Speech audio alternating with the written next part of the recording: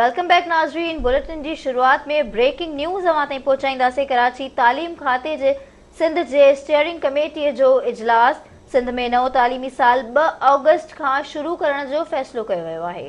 अहम ख़बर है मांखे अपडेट कंदा हलूं त तालीम खाते सिंध जी स्टीयरिंग कमेटी जो इजलास थियो आहे। सिंध में नओं तालीमी साल 2 ऑगस्ट खां शुरू करण जो फ़ैसिलो कयो वियो आहे।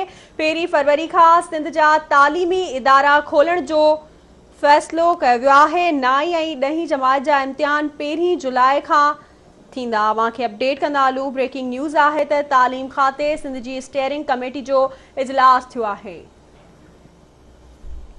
ब्रेकिंग न्यूज़ अवां ताईं पहुचाईंदासीं।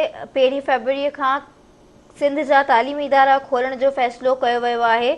इन जा वधीक तफ़सील वठंदासीं। असां लाइन ते मौजूद आवाज़ टीवी जो रिपोर्टर गाज़ी झंडीर। जी गाज़ी झंडीर, वधीक छा अपडेट आहे?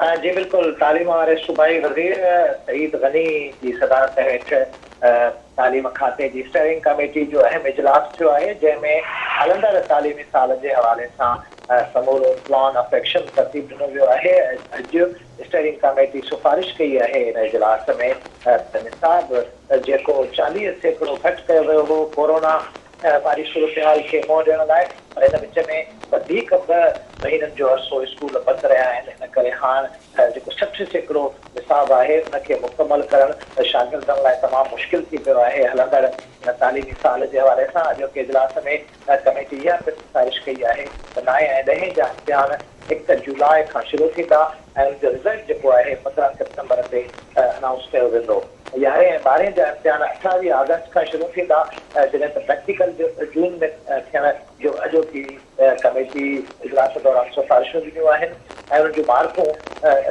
जून दौरान ई स्कूल ऐं कॉलेज जी जेका इंतिज़ामिया आहे उहा पाण मोकिलींदी।